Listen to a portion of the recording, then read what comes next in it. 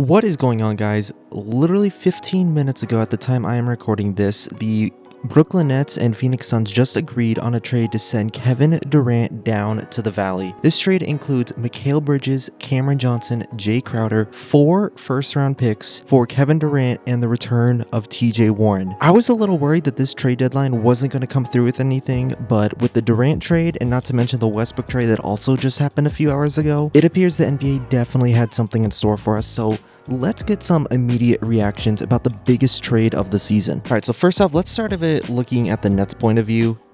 This is definitely a massive win, I think, in my opinion, that they got from. They're getting a ton of value back for Kevin Durant, who at this point is definitely on the older side and definitely past the point where I really think that we could see the Nets winning the championship with Durant as the man. I mean, obviously we knew we were headed away from the super team, and Durant's time was numbered ever since they traded away Kyrie Irving. They said they weren't going to do it this season, but obviously it looks like they went away from that. So it's kind of funny. Literally the last video I put out was about how good of a forward duo Mikal Bridges and Cameron Johnson are, and it looks like their next game they're going to be suiting up for the Nets. I'm really excited for these two. I always thought that they weren't getting the opportunities that were in Phoenix. Johnson is a hyper efficient player who just didn't really get his time to shine in Phoenix, and I think he's going to get so many more opportunities and a lot more consistent playing time up in Brooklyn and just have more time to develop as a player. Mikal Bridges has been on an absolute scoring tear. For the last 2 weeks, he's been averaging over 23 points per game. He showed himself that he could be a primary perimeter scorer, and he played excellent while the Suns were missing Devin Booker. So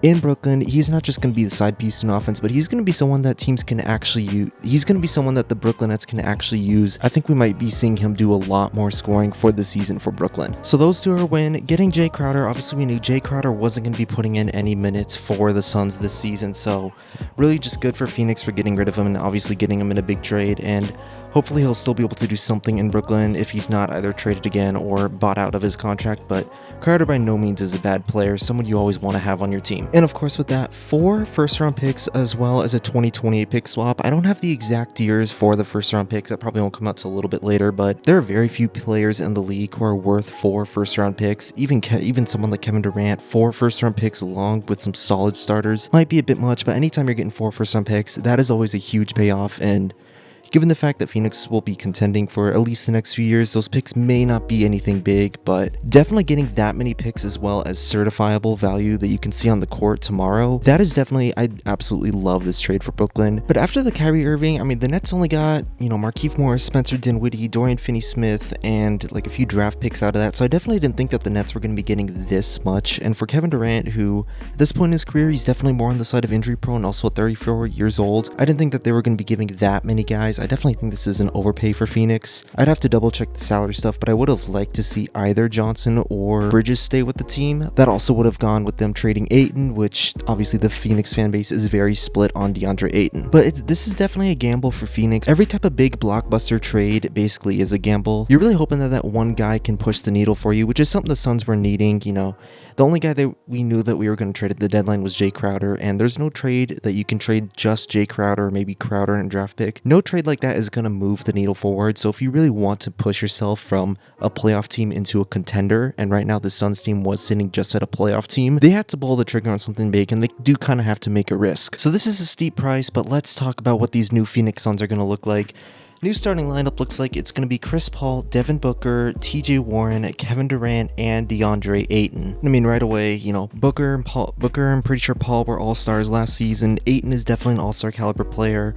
Booker and Durant are basically having MVP level seasons should they have been on the court long enough. This is definitely one of the most talented starting lineups in the NBA should everyone be healthy. Once Paul got back from his injury, Paul was looking incredible. He had an incredibly rough start to the season, but he definitely looked like he turned back the clock. He's done a great job playmaking, which is a huge reason why the Suns team has been winning as often as they have. His scoring as of recent, I would say, is definitely solid. He's had multiple 22-point games. He had a 31-point game, but generally Paul looked a lot similar to what he was like last season, and that's all you can hope for. But with a team like this, definitely that distributor first point guard, someone who can get others involved. When you have 2 elite scorers on the perimeter, that is the kind of guy you want on the outside. Then moving down the line to Devin Booker. Booker, before he got his groin injury, was having the best season of his career, and he's only played one game back ever since then. But in his first game back from the groin injury against the Nets, he had an incredibly efficient game. He didn't play too many minutes, but he was still definitely as good as we remember him as. And we've seen for the last few years that Booker and Paul play incredibly well together. I think they're still a bit underrated on what they can do defensively, or at least Booker is still kind of underrated on how good of a defender he can be at times, but they definitely work well together. Booker's a much improved playmaker. He can do well with the ball in his hands, but he can also do great without the ball in his hands,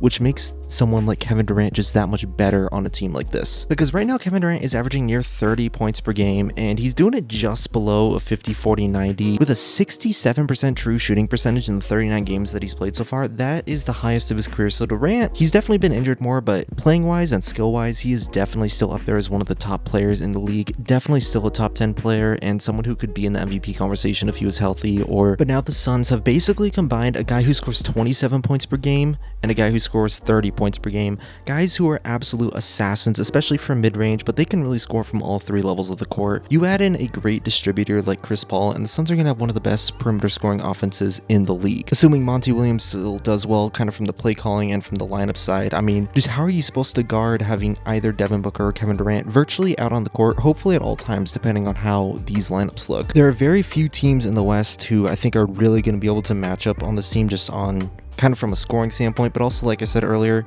they're not the greatest defenders in the world, but this isn't a turnstile defense that they have in Phoenix. Albeit the loss of Mikal Bridges is a huge blow to their perimeter defense. At the time I make this, Phoenix is 16th in offensive rating and they are 8th in defensive rating. I am definitely thinking that adding in Kevin Durant, once Durant gets healthy, and hopefully if he stays healthy throughout the season, those two are probably going to switch. I think Phoenix is going to turn probably more as a middle of the pack defensive team, you know, not super good, but not super bad either. But I could definitely see this becoming a top 10 team. But looking at their offensive and defensive rating of the year, it is also kind of hard to judge just because they had so many injuries which skewed a lot of their stats on the season. And of course we can't forget about DeAndre Ayton. Suns fans have always been very split on how we feel about DeAndre. On the one hand, he can be one of the most dominant centers in the NBA, but sometimes you can just tell that his heart isn't always into it, and he's just a guy that you never really know what you're going to get with him. But the one thing I will say with Ayton is when he is on, he is absolutely on, and in my opinion definitely still at least a top 6 or 7 center. In the last 10 games, he is currently averaging 22 points, 12 rebounds on 56% field goal percentage. And while I definitely expected someone like Ayton to be traded, as there were so many issues with him and Monty, with him in the organization, it just didn't really seem like Ayton was going to be a Sun at the end of the season, or really even at the start of the season. I am glad that Phoenix is still going to have that at least above average player playing at the center position. I think having that lineup of Booker, Durant, and Ayton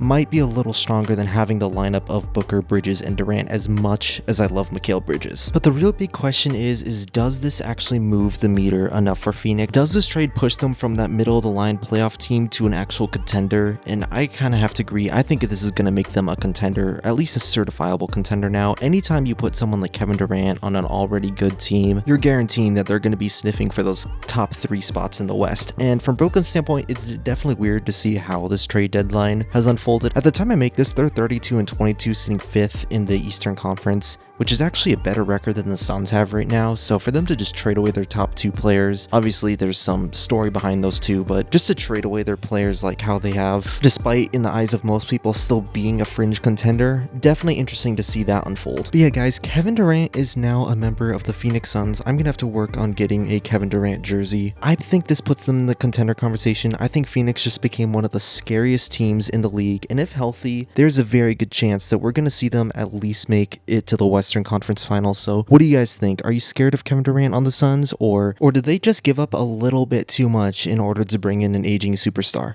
But that's it for this one. I will catch you guys later.